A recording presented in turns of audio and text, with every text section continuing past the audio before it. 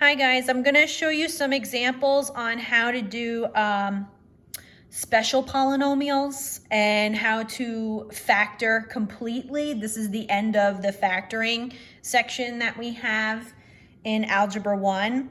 So what I have here first is I have something called the difference of two squares. Okay, there are three requirements in order to use differences of two squares. First one is it has to be a binomial.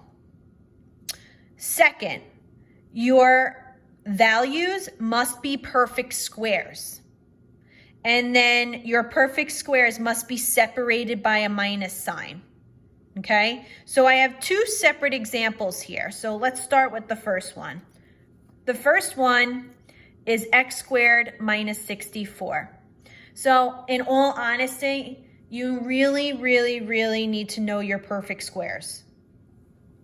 So what I can tell you is that we do have a binomial. It's a two-term polynomial. This is your first term. This is your second term. So that checks out. We have a binomial. Do we have perfect squares? Yes, we do. X squared is a perfect square and 64 is a perfect square. So we're good to go. Lastly, in order to use difference of two squares, it has to be separated by a minus sign. Is there a minus sign between the two values? Absolutely. So right away, now that you recognize this is the rule of difference of two squares, you're going to make two factors, and you're taking the square root of both pieces. The square root, technically, of x squared is just x and x, okay? The square root of 64, because 64 is a perfect square, is 8, because 8 times 8 gives you 64. Lastly, we have to figure out what the signs are going to be. And when you have the rule with difference of two squares, you have opposite signs, plus, minus.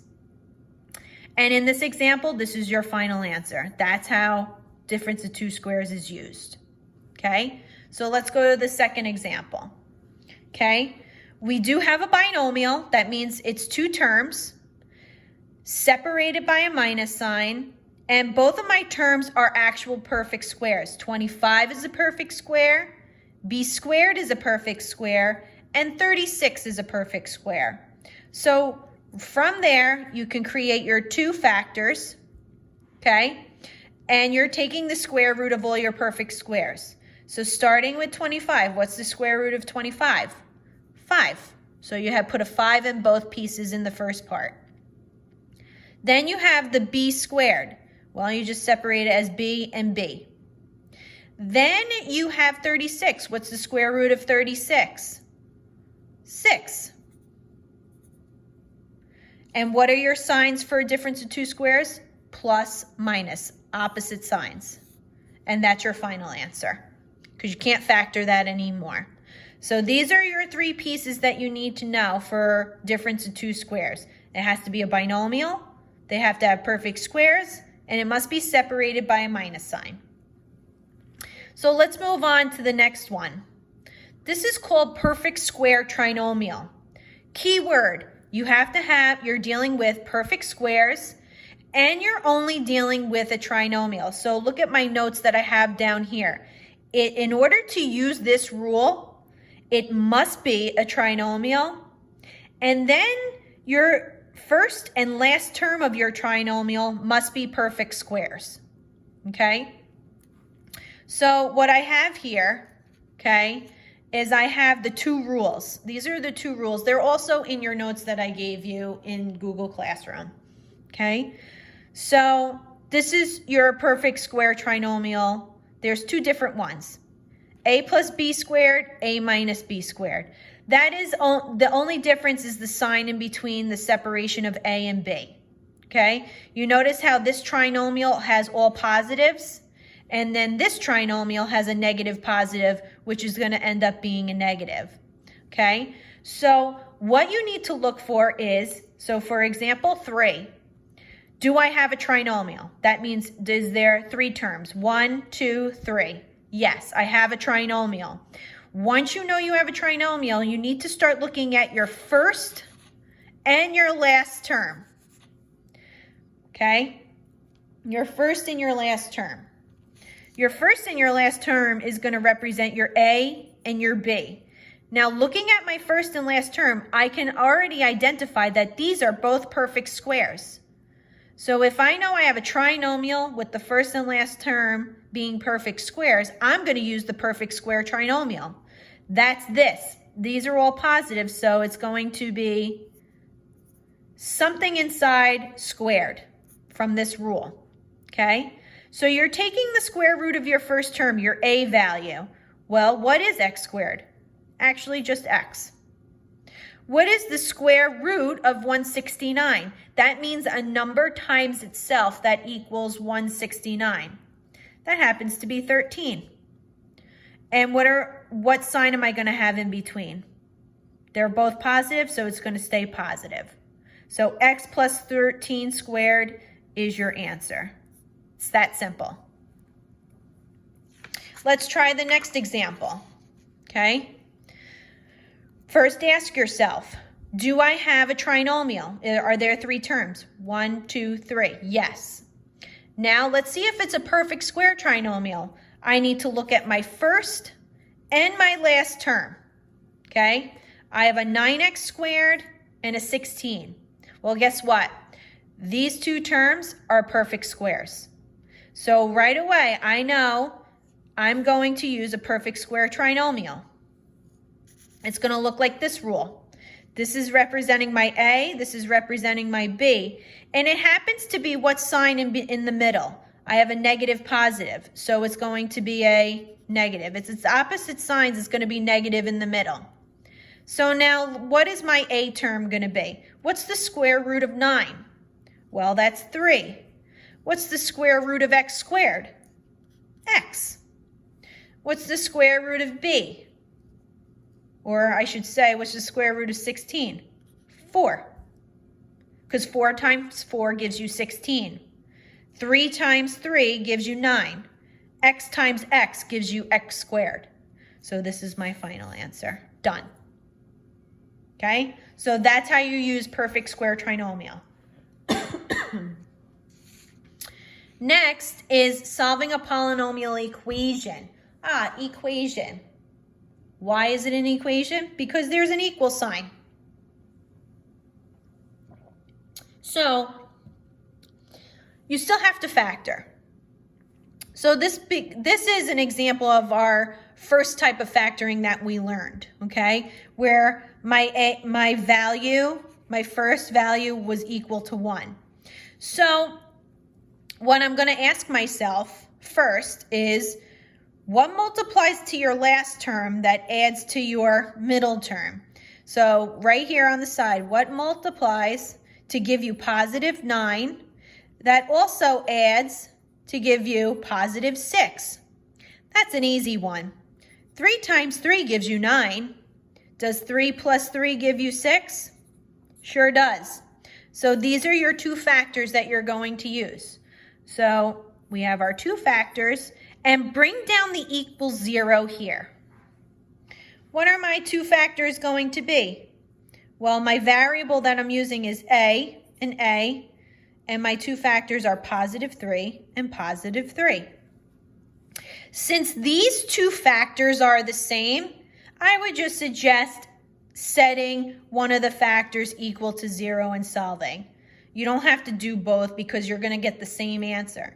So after you factor, you take your factors and set it equal to 0. So I have A plus 3 equals 0. You have a nice little one-step equation. How do I get A by itself?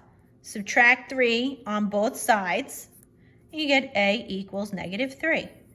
And that's your final answer. Normally, this would be your final answer, the factoring, but they're asking you to solve the polynomial equation. So that means solve for the variable and you get A equals negative 3.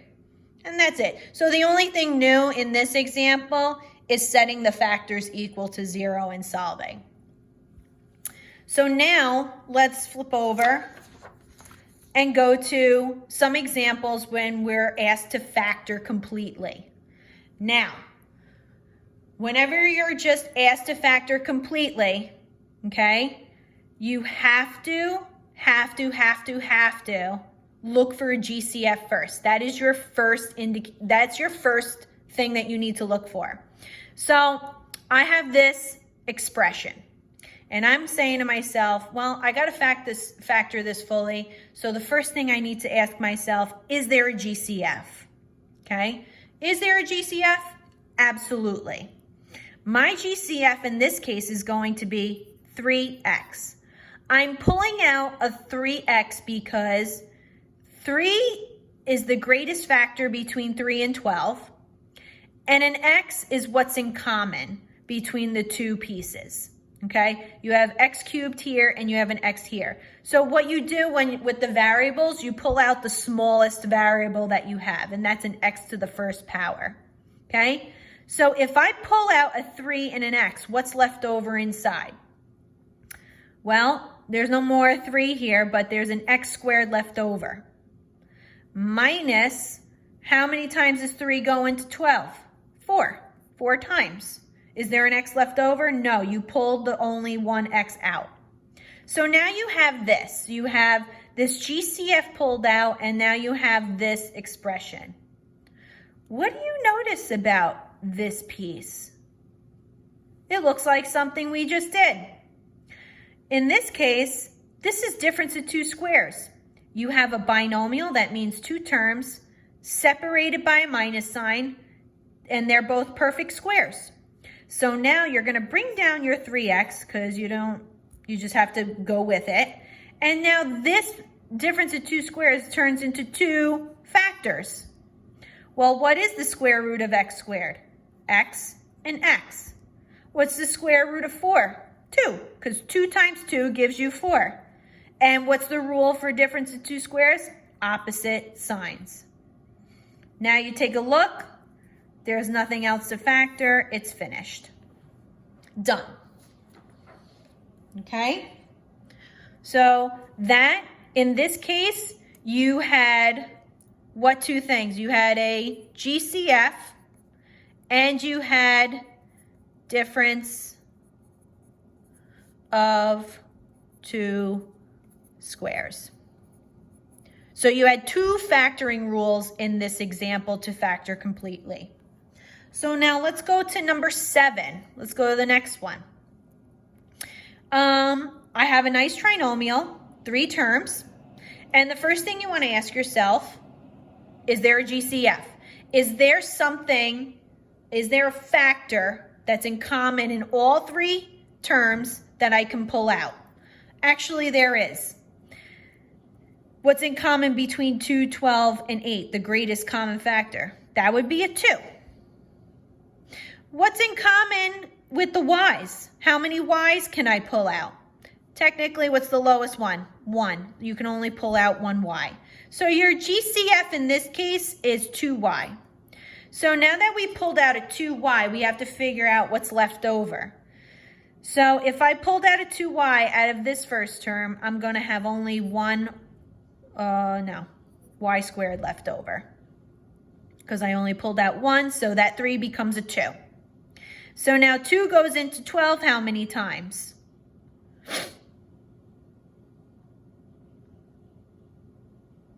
Six. Y. And then finally, 2 goes into 18 how many times? Plus 9. Okay, so now you have your GCF pulled out and you have a simple trinomial here. So there's 2 things when you have a trinomial that you need, or a couple of things that you need to know, okay? Can you see that this is a perfect square trinomial? What are the rules for perfect squares? It has to be a trinomial, and your first and last term must be perfect squares. And in this case, y squared and 9 are perfect squares. So that means I'm going to bring down my 2y, my GCF, and I'm going to create my perfect square trinomial rule, where the first term is your a and the last term is your b. What is the square root of y squared? Just y. What's the square root of 9? 3, because 3 times 3 gives you 9. So since they're opposite signs, what sign are you going to have in the middle? Minus. Is there anything else we could do with that? Absolutely not. This one is done. So what were the two rules that we had here? We had a GCF, and then we had a perfect square trinomial.